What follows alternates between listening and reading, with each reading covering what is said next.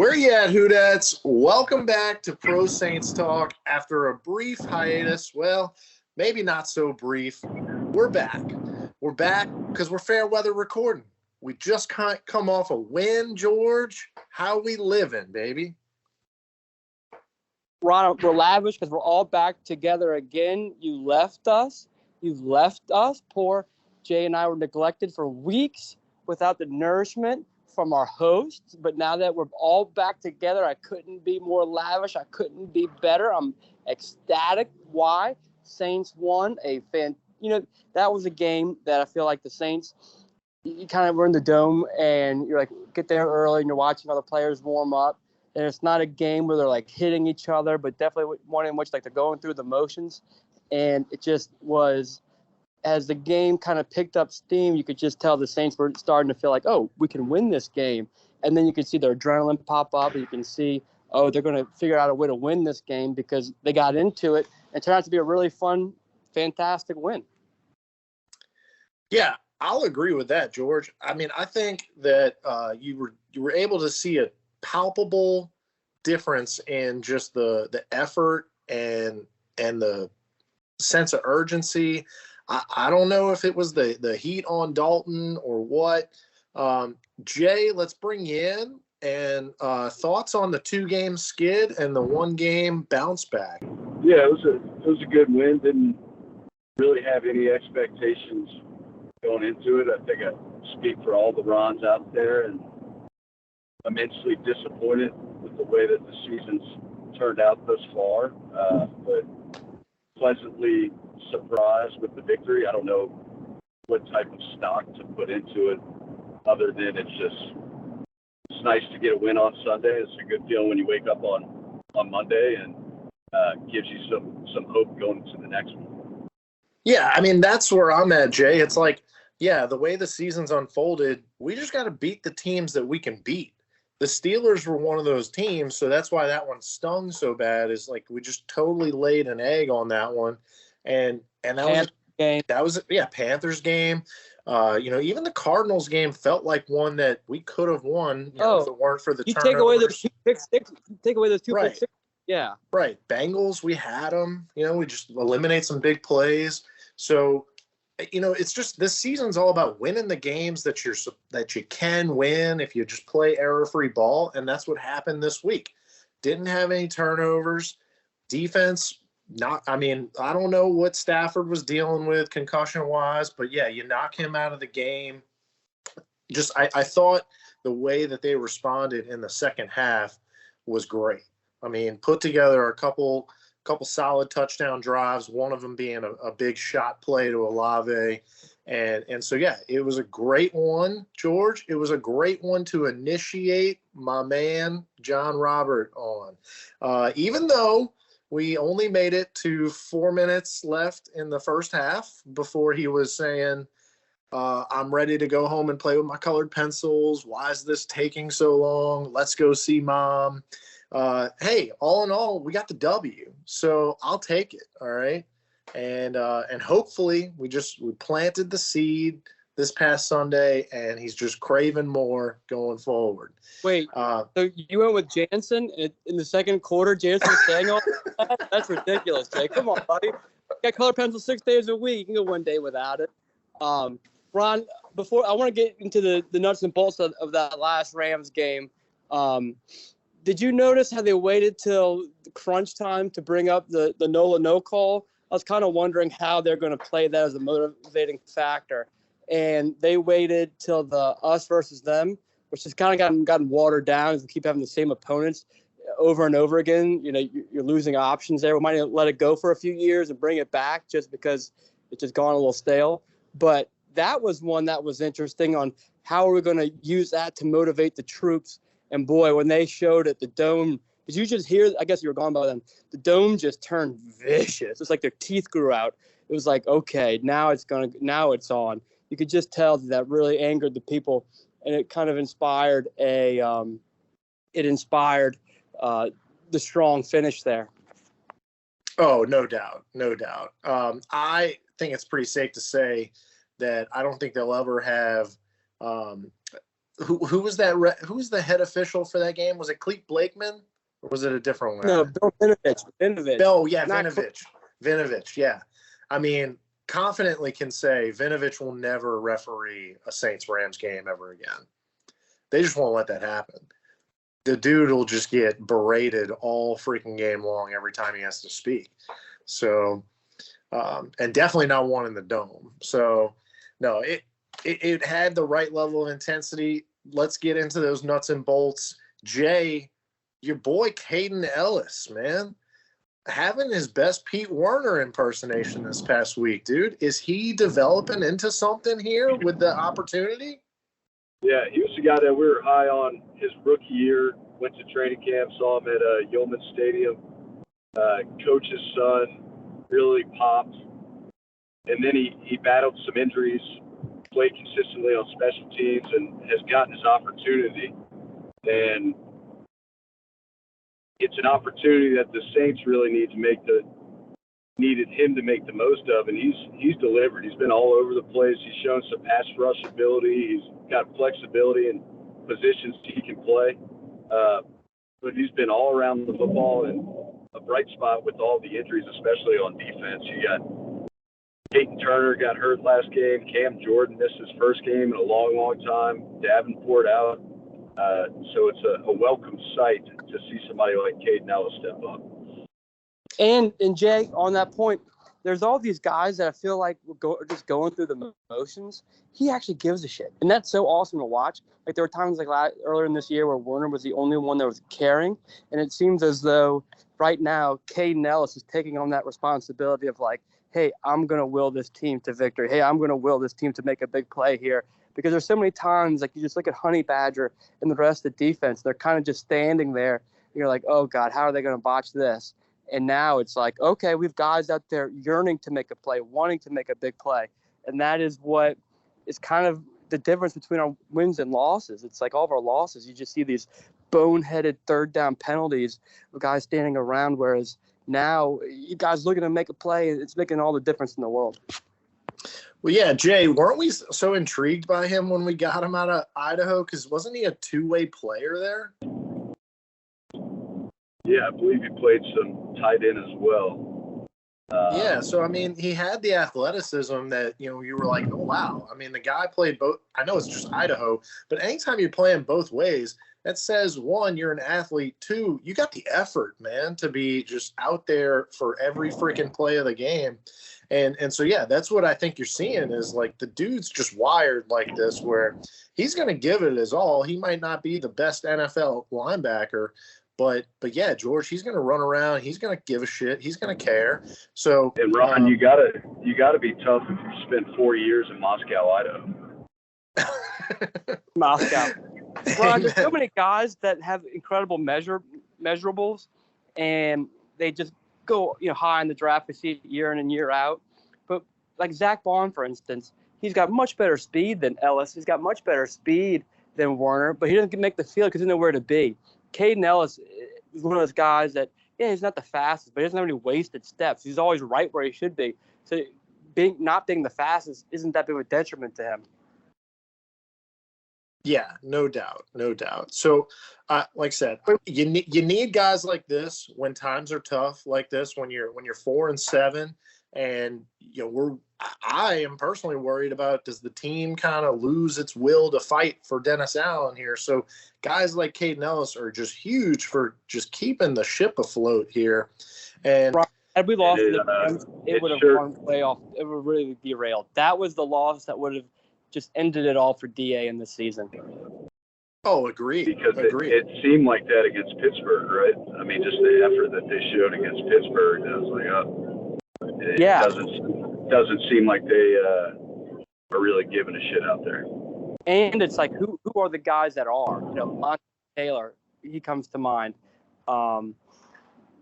Chris Olave, he comes to mind. Juwan Johnson out there making plays. We're definitely going to hit on Juwan.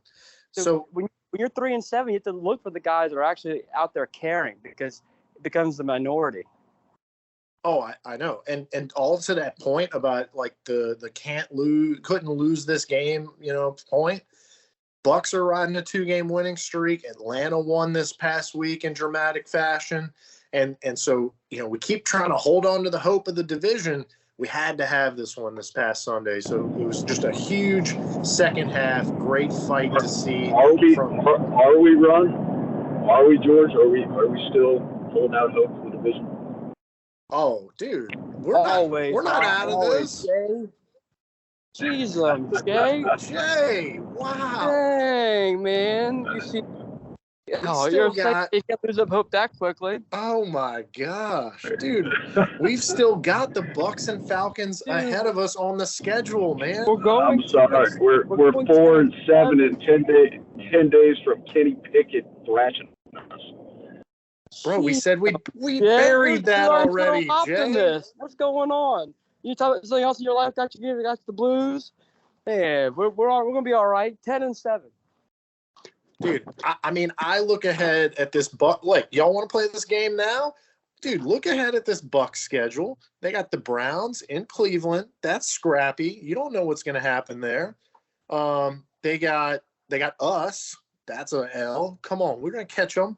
They got 49ers and Bengals to go, as well as Cardinals. So they've got some potential L's on their schedule. And I'm not even going to look up Atlanta because I know we'll catch them. Yeah, man.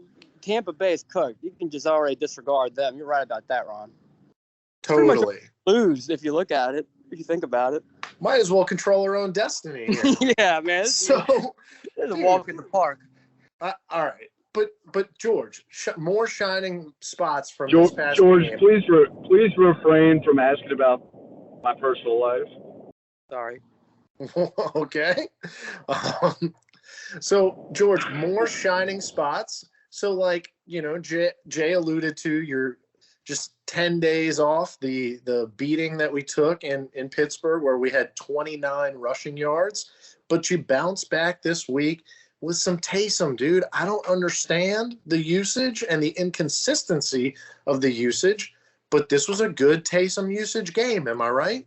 Ron, inconsistency. Did you not notice that one drive where it went Dalton, clickbait, Dalton, clickbait, Dalton, clickbait all the way for a field goal? I mean from week to week, the inconsistent use. They even had, I don't know who did. Some coach had, I think it may have even been DA.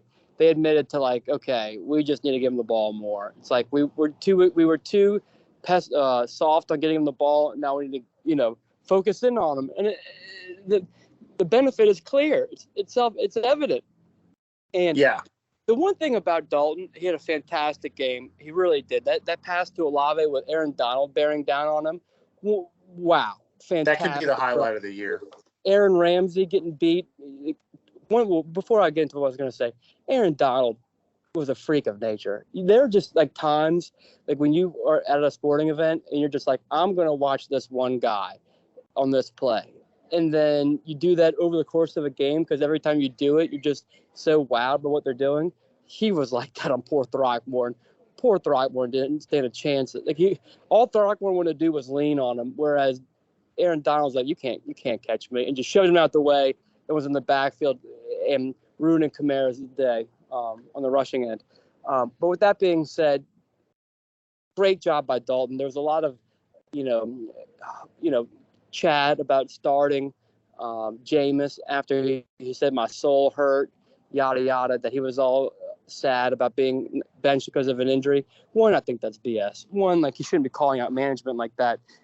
You need to go talk to the coach. Don't go talk to the media about it. Go handle your business the proper way. But two, that's also a reflection on DA not having the hard conversations. The fact that Jameis is saying that and he doesn't know where he stands means that DA and Carmichael aren't going to him telling him, hey, you're number 2 right now. Just kind of one of those things where they put a depth chart on the board, and that's how he finds out. When really, I think DA needs to be more open and proactive on those tough conversations. Can I say something about Andy Dalton? Go.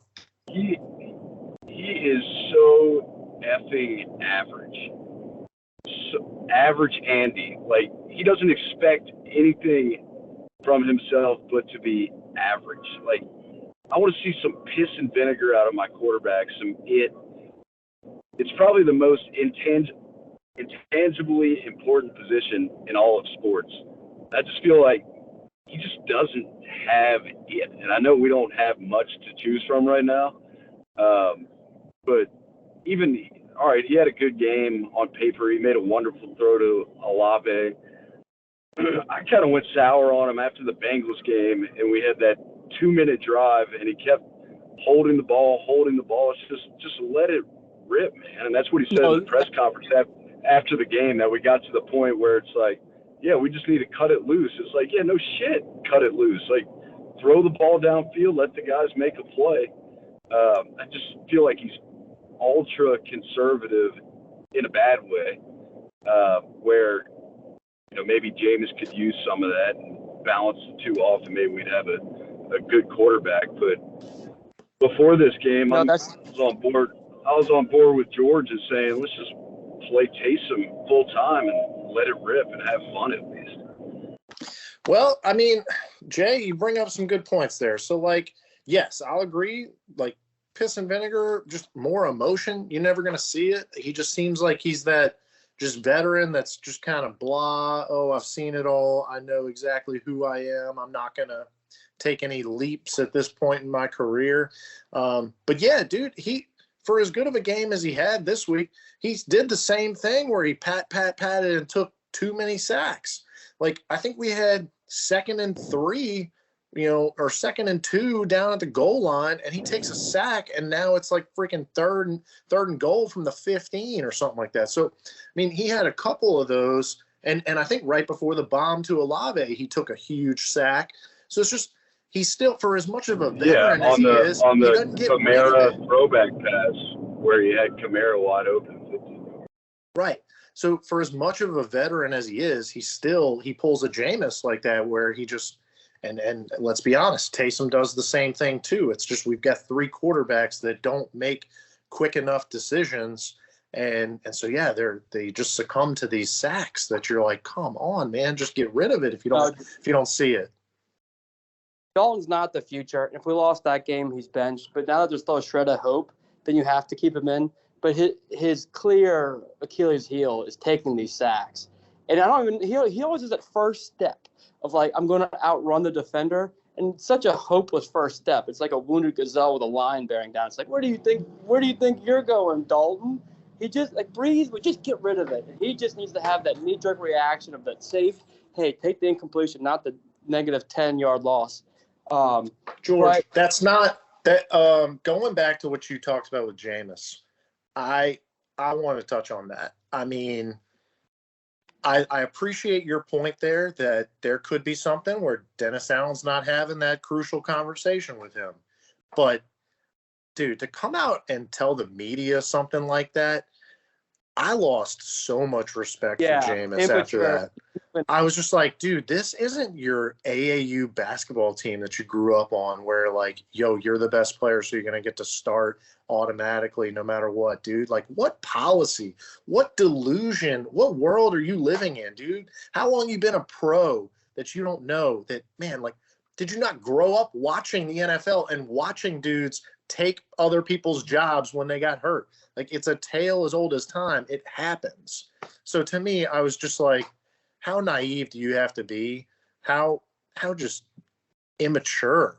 For as mature as we thought he was coming off, and like, oh man, this guy sounds like he's really grown up. Sounds like a leader, dude. He took just 10 steps back in my book with that comment, and I was like, dude, I don't know that I want you to be my quarterback now, man. I'll just roll with Dalton and Taysom. Ron, imagine having an employee that calls out the management. Like, they get fired. It's like, that's not how you do it. Agreed. Yeah. No, I mean, dude, that's about how it was, right? I mean, if you're going to call out the staff like that, dude, do you think Peyton's putting up with that crap? No. Dude, no. Peyton would ship him out for a 7th rounder, or he just cut him. But Peyton would also have had the hard conversation to even prevent that. I feel like Dalton trying to be, not Dalton, DA's trying to be everybody's friend and trying to be the cool guy, but it doesn't really get you that far. You need to have a sharp knife. You use a sharp knife for surgery. You know what I mean? Like, you have to do hard things. You need to be hard. And when you're soft, it leaves a stinky wound. It's an old Dutch saying. Like you need to have the tough conversations when you're the number one. It just seems like Dennis Allen's trying to be everyone's friend and not ever come down on people. And if he does have to come down, he'll trade him. But then look at what they have in that circumstance with Chauncey Gardner-Johnson. Yeah. So, I mean, it makes you wonder if he's cut out to manage the tough players. You know, not everybody's going to be a coach's son, Caden Ellis, where they're just so easy to command and control. So yeah, I mean, you got to manage some tough personalities in the NFL, and I don't know if he's up for it. So, yeah, we'll see, because, you know, and those things just get amplified when times are tough, when you're 4-7 and you're fighting for everything. So, all right. I'm playing this long game of dodgeball. People keep coming up to me, but I'm on the podcast. I keep like waving them off, like, I'll come see you later. I can see you later. And I go another direction. People come back up to me. I got to find a good place to podcast. So it sounds like a personal problem where you didn't design your beer garden with a recording studio. That's big. Hey, speaking of beer garden, guys, Monday, do we have fireworks? Yes. Do we have flares? Yes. Do we have knife throwing? Yes. Did we beat Wales? No, we drew them. That's okay. But we had a great time, didn't we, Rons? We're going to do the same thing Friday. The masses will be there. It won't be quite as full of soccer nerds, but we had a great time Friday. I mean, a great time Monday, more to come Friday. Sorry, Ron. Had to do a little pitch there. No, hey, look, no free ads, though. But yeah, no, that's great. So,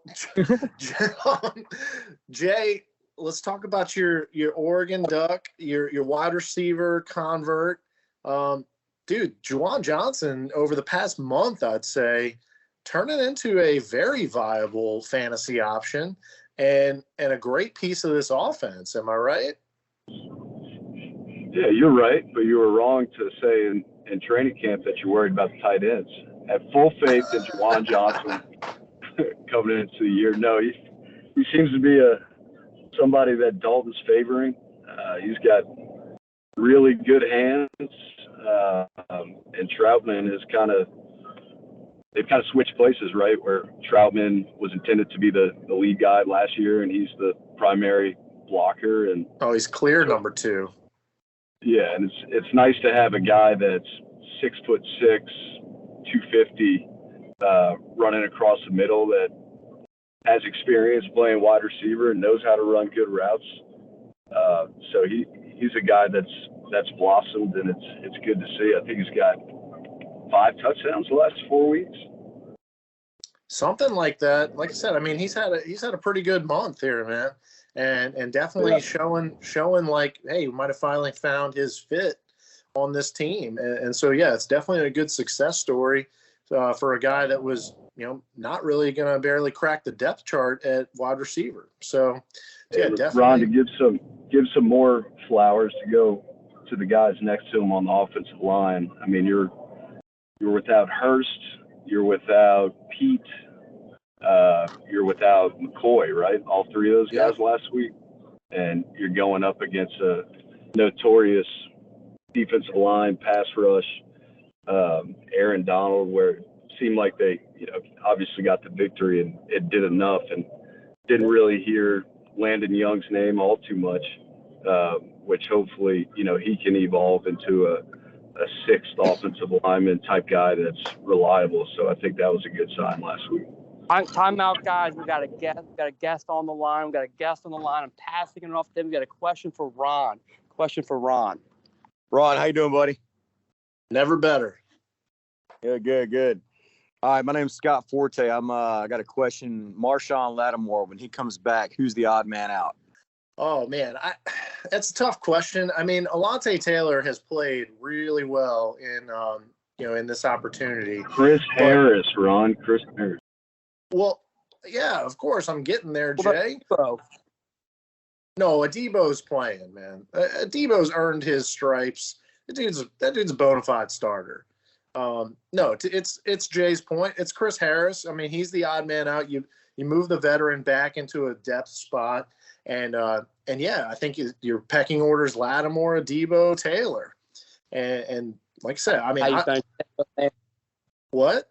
I don't know how you bench Taylor. No, well, I think you bench him because, dude, you've got a proven commodity in Paulson Adebo, man. I mean, the guy has not been. I mean, you think he's getting outplayed by Alontae Taylor? I think Alontae Taylor had 2 receptions on him since the Cardinals game. He's playing ungodly. I don't think Paulson Adebo still you're talking about 3 corners. You got 3 corners on the field most of the time, right? Very true, Jay. Very true. We typically inside? play a 2 linebacker set. Yeah, I think you move Alontae Taylor inside. Yeah, Taylor's got the skill set to play nickel. Yeah, I mean that's what we said, you know, when he first got this starting opportunity. Like, man, he brings that same kind of attitude and physicality that a Chauncey Gardner-Johnson would bring, a PJ Williams would bring. So yeah, no, I think PJ always finds a way, man. I love to see PJ back on the field. He always finds a way. Just 1 year deal after 1 year deal, man. Just making it happen, stringing together a good little career. Ron, I got a question. What you got? So looking ahead, playing the 49ers, Trey Lance was their guy. Shanahan had a conversation with Garoppolo telling him that they were going to move him in the offseason. Garoppolo had the press conference where he thanked reporters for his time in San Francisco. Fast forward, Trey Lance doesn't look great in training camp. They bring Garoppolo in. Trey Lance out for the year. Garoppolo, big game Monday night. Everything seems to be kicking at the right time. And Jimmy G, you can poke holes in his game, but one thing you can't poke holes in is his win-loss record. With Jimmy G hypothetically available in the offseason, do you think the Saints, knowing what you know now about the quarterback situation and where we are, should have made a play for Garoppolo? I mean, should have, or should they in the future? I think No, yes and yes. Should have, with the current roster that we have, and how different would it look, you think? Oh, I mean, obvious answer is yes. I mean, like you said, Jay, dude's a winner, man. The guy has proven that, like, he can win in some big moments, in some big games. He can navigate a very high-powered offense with a lot of talent all around him, and that's something that we could have provided here in New Orleans. Like, we could have provided that with Carmichael and the skill players we have. So yeah, you're telling me that Garoppolo wouldn't be QB1 on this depth chart right now? Absolutely. And Jay, to that point, like, looking forward, dude, I don't know, scan the league. There aren't that many teams that are in the 49ers position where, like, they have a QB problem going into next year where, okay, yeah, are you going to sit there and bench one of those 2 guys? No, they're probably going to look to deal them. And so, yeah, that's one of the names that's out there. I don't know too many other teams that have 2 quarterbacks like that and who are going to be those free agent, possible candidates to go get. I mean, we all know the draft situation. So I don't rule out that could still be the future for the Saints, man. George, any opinion on that topic? That goes back to the quote today about Sean Payton interested in the Cardinals and the Chargers. Okay, so then if he goes to the Chargers, we get their first-round pick, and if we use that first-round pick on a quarterback, then you don't take Jimmy G. If you don't end up getting a first-round pick for Sean Payton, and you are back in the quarterback market, and Jimmy Garoppolo is available, you'd have to be interested. But that goes back also to who's coaching the team next year, who's your offensive coordinator. So there's a lot of bigger issues to sort out. But, yeah, Jimmy Garoppolo is one of the few guys you would trust to give the reins to in a time like now. Yeah, and George, you're right. There's a lot of – I was more talking about going into this year in hindsight, and not a really practical conversation yet, a fun conversation. But I think if you regardless of where you finish this year, regardless if you win 6 wins or you get to a wild or you win the division, I think you got an aging roster, and with the current guys on the roster, I don't know if Jimmy G or that type of guy makes you a Super Bowl contender. So it's probably best maybe to take a flyer on a guy, maybe like Hendon Hooker if you have a high second-round pick coming off an ACL injury, or stick with what you got. And they say the crop in 2024 draft is going to be better than the crop coming out next year. You know, they still got, like, I was looking at Tannenbaum's mock draft. You do have C.J. Stroud at Ohio State. You do have Bryce Young out of Alabama, but he's got Will Levis from Kentucky still pretty high up there. And I watched him for the first time all game last week, and trust me, he doesn't look like anything special. But it is very interesting as we come down the stretch and kind of this underlying storyline of Sean Payton and the three teams that make the most sense to me. I mean, it seems pretty clear he wants to go somewhere with an established quarterback. And you look at Las Vegas, you know, I don't know if Carr's the guy, but it seems like that's the type of place that would fit Payton well and his ego. Arizona, Los Angeles, you know, Los Angeles, they're going to be in a situation where if they only come out with 7 wins this year, they're going to be pretty desperate to get it right while Justin Herbert's in his prime. And I could see them giving up a lot to get a guy like Sean Payton, and him wanting to be in LA and be with a guy like Justin Herbert. His skill set could line up well for us. So I think it would be narrow-minded to look at the situation and say that, you know, we don't have a first-round pick next year, because I would say odds are pretty high that we're going to end up having. Agreed. Ron, Yeah. I don't know how to feel about that yet, man. I'm not ready to. I just don't know how I'm going to feel about Sean Payton in the league yet. Yes, but that is a real thing that we will get some return on that. Okay, so wait, I had a question to pose. One sec, Ron. I got an opinion on that.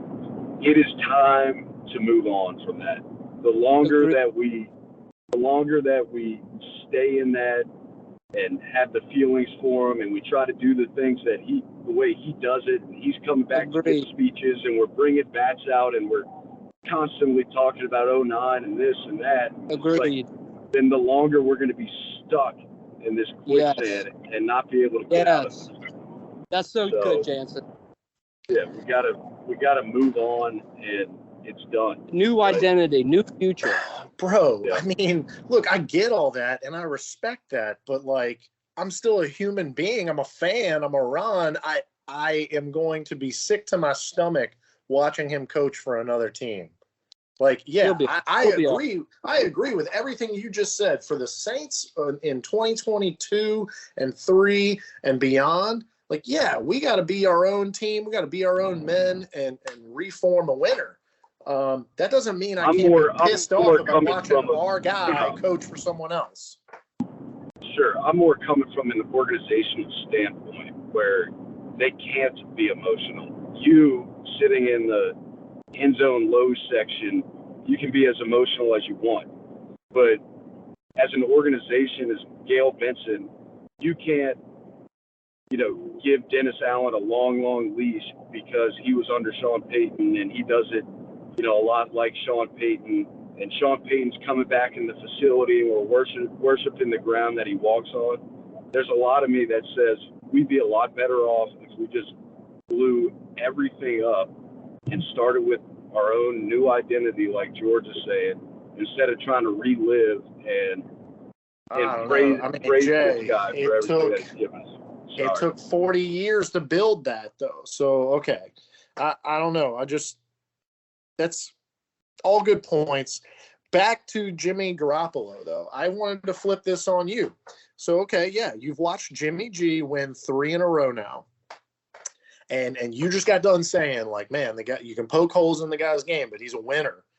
If I told you right now that you had to give up Chris Olave and the whole trade that we did to make for Olave, so 2 third-rounders, 4th-rounder, all in this past draft, 2023 first-rounder and 2024 second-rounder, would you give all that up to have Jimmy G?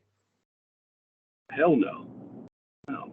You gave all that up to get Chris Olave. first, fourth. No, I would not. I mean, dude, I mean, we love to sit here. Jimmy Garoppolo on a good team and a well-coached team is a winner.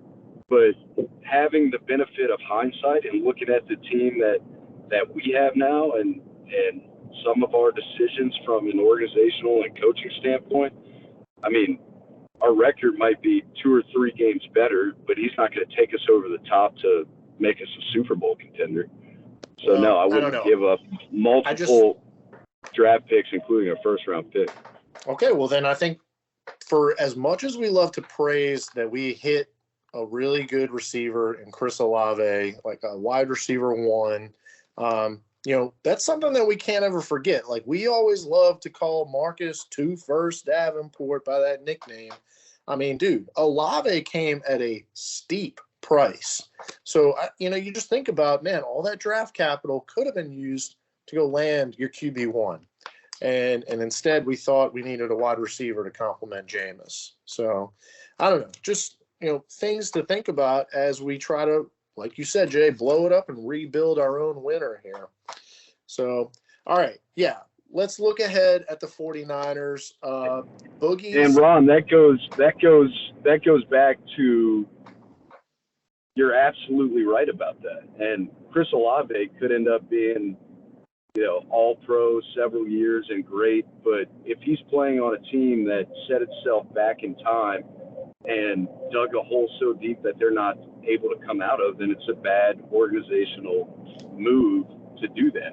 And that's why I say, think about blowing it all up. That's not just on the head coach, but that's the whole management as well.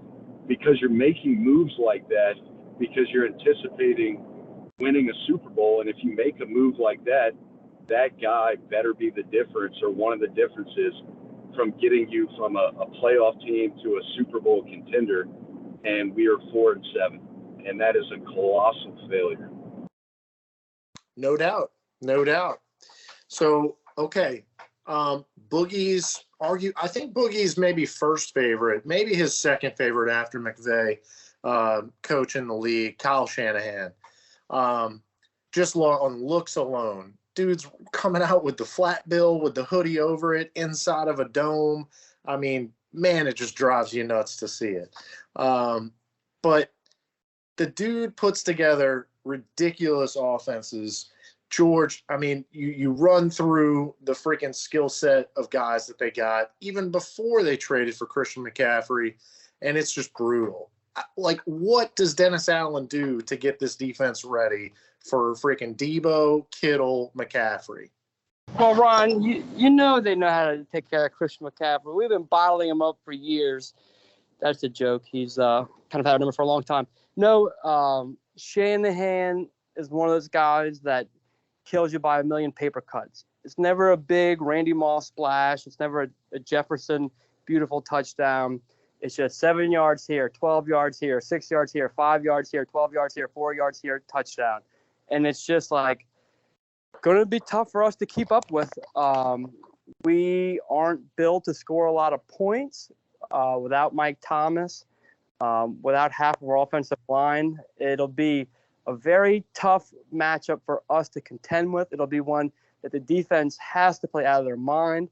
I don't know if we have, Jesus or a miracle healer to come down and heal Davenport and heal Cam Jordan and heal all the injured Lattimore. Dude, the Lattimore injury, it was like out. And we're like, what's his injury? And then it was got a lacerated organ. It's like, what? Like, is he going to play again this year? Dude, I thought that looked bad. When he first took that was in the Seattle game, right? I'm pretty sure. It was about that long ago. I think it was the Seattle game that, they got burned on the deep ball and the dude fell on his midsection. And you couldn't tell if it knocked the wind out of him or if it freaking cracked a rib. But yeah, you're right, George. I think he's got it was a lacerated kidney or something, or liver or something like that. And yeah, so it's just damn, dude, the guy's pretty beat up. And, if you're going to play defense, it's not like you can just throw the rib cage protector on and get out there. Especially when you got guys like Debo and Kittle that you got to cover this week. So, Yeah, I think pass rush is huge to try to get some pressure on Garoppolo, force him underneath. But tackling, dude, tackling is going to be everything. I think every Saints fan remembers the desperation attempt of tackling Kittle in that game in the Dome several years back, where Don't bring that up, Ron. just desperately trying to grab the face mask, anything. I mean, that's what we're going to need. Everything Caden Ellis and Demario Davis have got this week. Everything they got. You got to get these dudes on the ground, no yards after the catch. McCaffrey's slippery, shifty, strong. Everything you got. Everything you got. Great reference, Jay. Sick reference, bro. Everybody knows your references are so sick. But yeah, to me, the story of this one's going to be, how does the defense tackle? Because they're going to get their touches. We need some lucky breaks too, Ron. We're going to need some lucky breaks. I feel like this year was one of the worst series of breaks we've seen in, this 2016. It's just like, we're going to need some lucky bounces. It was going to be a rainy day. Now it's clearing up. You'd love it to be a rainy, nasty day where chaos could occur. But, defenses travel, and there are times this year the defense looks horrendous, and there are times that you shut out the Raiders. And which one are we going to see this week? And that'll be the only way to show up, because what can Jimmy Garoppolo not do well is move his feet. He'll get the ball quickly out. He's like a Jason Kidd point guard. He'll just get the offense where it needs to be, keep it going without doing anything too flashy, too fancy, but just keep everything in rhythm. Check down to Debo, all those weapons he has, he'll get the ball to them. But the one thing he can't do is move. So if you can find some way, somehow, to get him uncomfortable, own him out up the middle. I feel like every game our DTs are outplayed by the opponents. Every game you see our inside getting busted up, but you're not seeing our DTs bust anything up. There are guys that are just going through the motions on this. Christian Garrick laughed at you when you brought that up, George. Oh, I gotta remember which alias I called in with that comment. And say you told me, but yeah, thank you, Jay. Get me all riled up. But yeah, can we get something out of the DTs? Can we get something out of the D line to ruin Garoppolo's day? And that's how perhaps. How long is Davenport up? Shoot. Probably forever. Cam's going to be back? I would think that Cam's back, dude. Did y'all even ever look up what the heck the injury was with him? Like, did that happen in the Pittsburgh game? Eye injury. I know, but, like, how did that happen? It just seems so weird. Like, eye injury. Dude, could we not have put a visor on him or an eye patch or something? Did God not give him a spare? What about the guy in 300? He kept fighting with one eye. You don't need both. If there's one guy on the team that I don't question, it's him. No, I know, Jay. I mean, dude, we haven't given him any flowers this episode, but yeah, first game he missed due to injury in a 12-year career. That just doesn't happen for a defensive end. I mean, heck, look at Marcus Davenport and his availability. So, no, I mean, you got to give Cam Jordan his respect. And supposedly he wanted to play, but the doctors were telling him no. And so, it wasn't 100% his decision to not play. So, but no. And if there's one thing working for us, Ron, in this game, I think it's you look at the schedule, you got San Francisco coming from Mexico City on a Monday night, 1-3 in a row. Yeah, that's right. Starting to smell themselves a little bit. That's right. Got the 4-7 Saints coming in. Just roll the balls out. We got Christian, Debo, Kittle, Jimmy G. Guys, I got a line of people trying to talk to me.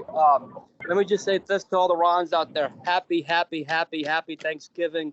We love all y'all. We appreciate the dozens of listeners we have around the world. We appreciate everything y'all do for us. I don't think we have on this impromptu holiday episode, I don't think we have a weather report. I don't know if we have a Godfather Vegas report, but it's all good. It's all love. Guys, the Saints are going to win again for you. They're going to deliver and just keep things interesting and keep Dalton on the starting lineup just enough.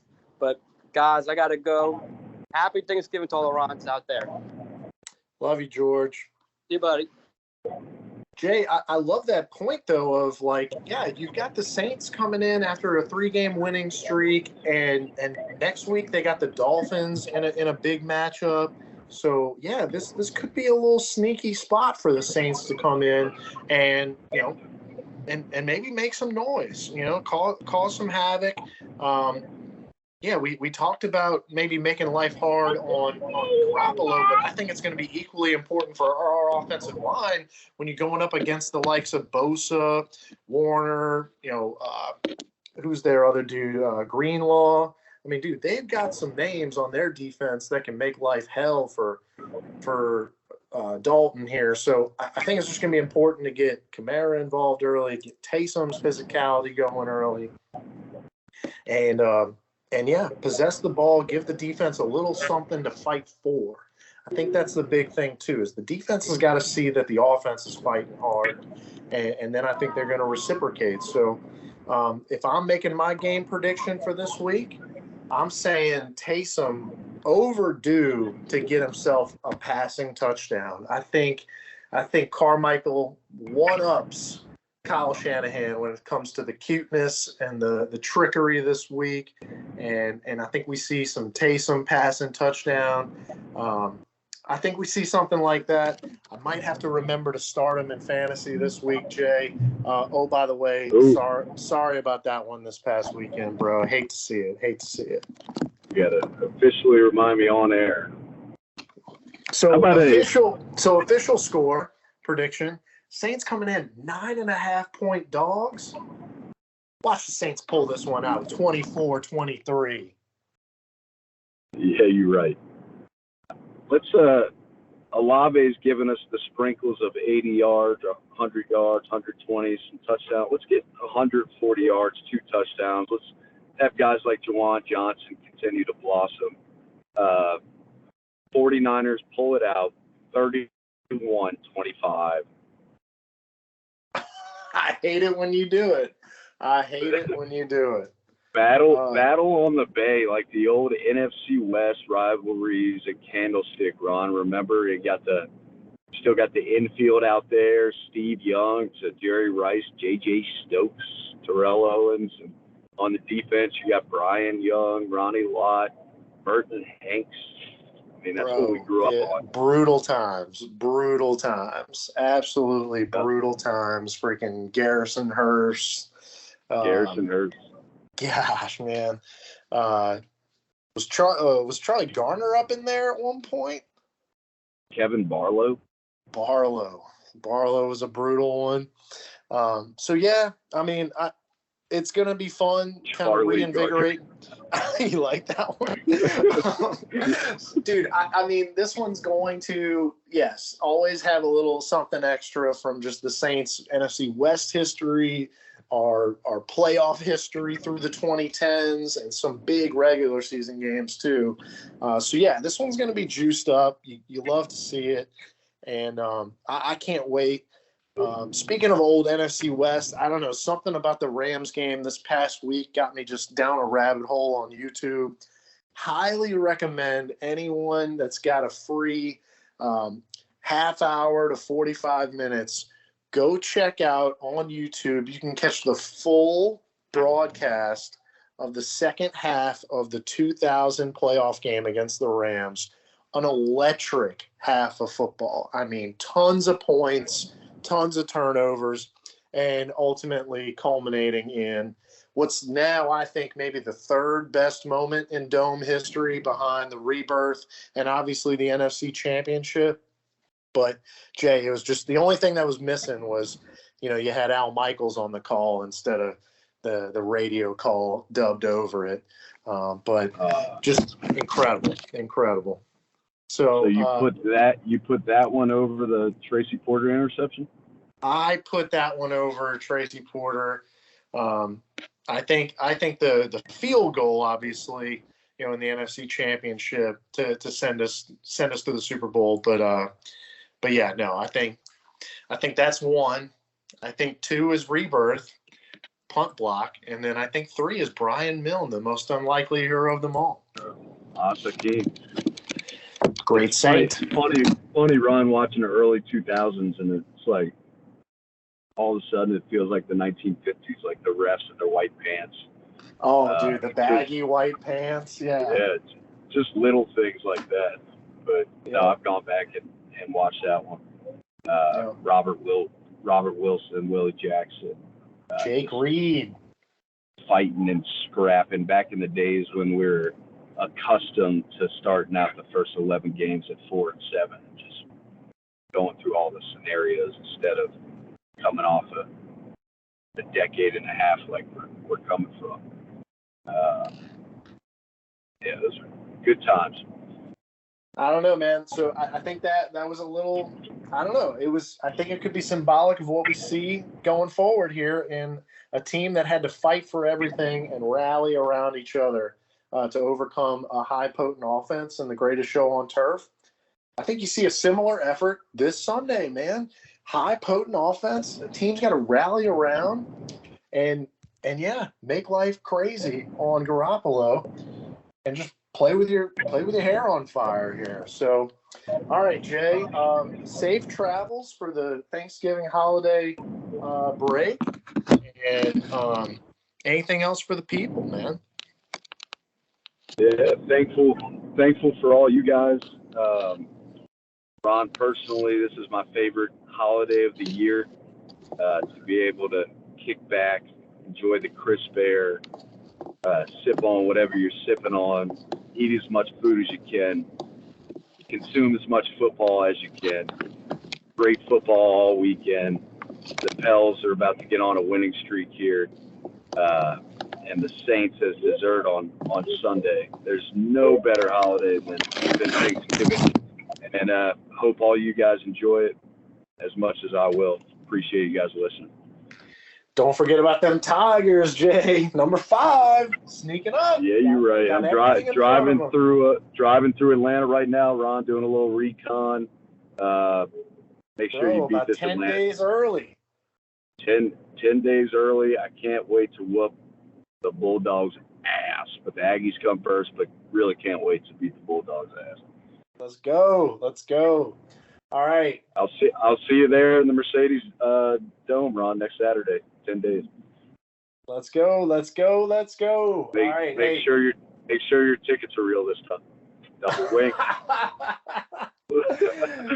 Thankful for all y'all. Thankful for Jay's memory. And yeah, Pro Saints Talk. We out here. See ya.